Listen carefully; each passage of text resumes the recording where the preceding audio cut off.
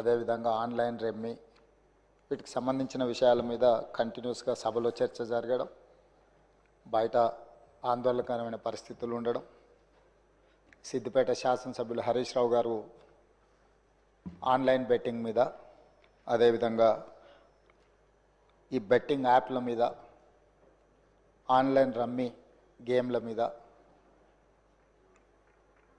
ప్రభుత్వం చర్యలు తీసుకోవాలి. పేదలకు తీరని నష్టం జరుగుతుంది. పేదలు ఈ బెట్టింగ్ యాప్లతో బలవుతున్నారు, ఆత్మహత్యలు చేసుకుంటున్నారు, రకరకాల ఆందోళనలు చేపట్టడం జరిగింది, మాట్లాడడం జరిగింది. అధ్యక్ష గత ప్రభుత్వమే 2017లో ఆన్లైన్ బెట్టింగ్ కానీ ఆన్లైన్ యాప్ వీటన్నిటి మీద నిషేధం చేస్తూ చట్టం తీసుకొచ్చింది. చట్టం చేశాం కానీ దాన్ని పకడ్బందీగా అమలు చేసే విషయంలో మరి గత ప్రభుత్వంలో కొంత నిర్లక్ష్యం జరిగింది. ఈ మధ్యకాలంలో అది చాలా వేగంగా తెలంగాణ రాష్ట్రంలో దుర్వినియోగం జరుగుతుంది. అందుకే అధ్యక్ష తమరి ద్వారా ఇది పక్క రాష్ట్రాలు, దేశము, ఇతర దేశాలు ఈ నేరం ఒక రకంగా అంతర్జాతీయ స్థాయిలో, రాష్ట్ర స్థాయి నుంచి మొదలు పెడితే అంతర్జాతీయ స్థాయి వరకు వివిధ రకాల సంస్థలు, వ్యక్తులు, రకరకాల దేశాలకు సంబంధించిన నేరగాళ్ళు అందరూ కూడా ఇందులో పాల్గొంటున్నారు. ఇది ఏదో టెంపరీగా ఒక పోలీస్ స్టేషన్లోనో లేకపోతే ఒక పరిధిలో మనం విచారణ చేస్తే దీనికి ఈ సమస్యకు సమూలమైన పరిష్కారం కనుగొనే పరిస్థితి లేదు. కాబట్టి ఈ ఆన్లైన్ బెట్టింగ్ కానీ, ఆన్లైన్ ఈ యాప్లు కానీ, లేకపోతే ఆన్లైన్ రమ్మీ లాంటి గేములు, డిజిటల్లీ ఈ గేమింగ్ ఏదైతే జరుగుతుందో, ప్రధానంగా బెట్టింగ్ ఏదైతే జరుగుతుందో దీని పట్ల రాష్ట్ర ప్రభుత్వము అప్రమత్తంగా ఉండాలి, కఠినంగా వ్యవహరించాలని నిర్ణయం తీసుకున్నది. అధ్యక్ష నేను ఎవరి మీద ఆరోపణలు లేకపోతే ఎవరు ఏ పరిస్థితిలో వీటిని ప్రత్యక్షంగా పరోక్షంగా అనుమతించారు, ప్రోత్సహించారు, ఎక్కువ వివరాల దగ్గర నేను వెళ్ళదలుచుకోలేదు.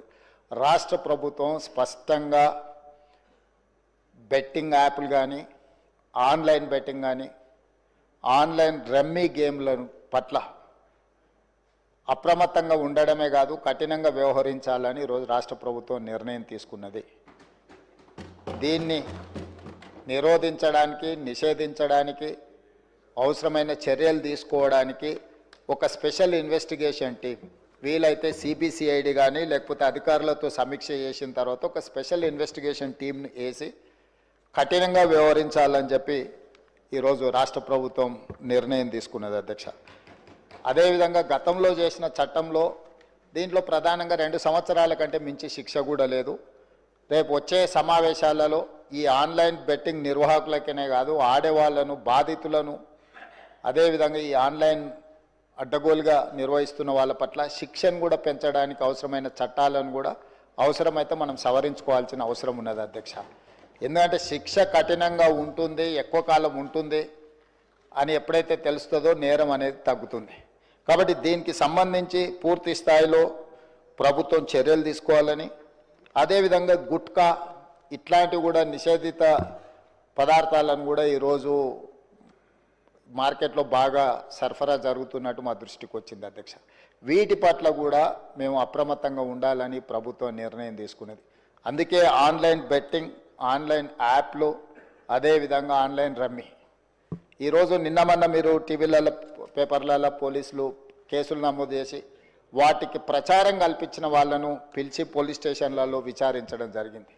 వాటికి ప్రచారం కల్పించే వాళ్ళను పోలీస్ స్టేషన్లో పిలిచి వాళ్ళను విచారించడం ద్వారా ఈ సమస్యకు పరిష్కారము శాశ్వతంగా దొరకదు.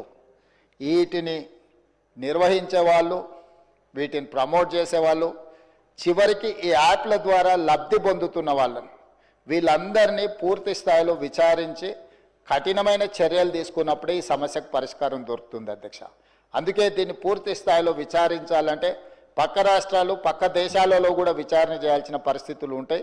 అందుకే పూర్తి స్థాయిలో అన్ని అధికారాలు కట్టబెట్టే విధంగా ఒక స్పెషల్ ఇన్వెస్టిగేషన్ టీం ఏర్పాటు చేసి ఈ రాష్ట్ర ప్రభుత్వం వాళ్ళ మీద పూర్తి స్థాయిలో చర్యలు తీసుకోవాలని నిర్ణయం తీసుకున్నారు. తమ ద్వారా ఈ సభకు, సభ్యులందరికీ, తెలంగాణ సమాజానికి ఒక స్పష్టమైన ప్రభుత్వ విధానాన్ని మేము పంపించదలుచుకున్నాము. ఎవరైనా ఇందులో ప్రత్యక్షంగా పరోక్షంగా ప్రోత్సహించిన, ప్రకటనలకు సహకరించిన, నిర్వహణలో భాగస్వాములైన ఎవరిని కూడా రాష్ట్ర ప్రభుత్వం వదిలిపెట్టదు. ఈ రాష్ట్రంలో ఖచ్చితంగా ఇలాంటి సైబర్ నేరాల పట్ల కఠినంగా మేము వ్యవహరించడం జరుగుతుంది. రాష్ట్ర ప్రభుత్వం అప్రమత్తంగా ఉంటుంది, ఇలాంటి నేరగాళ్ల పట్ల కఠినంగా వ్యవహరిస్తుంది.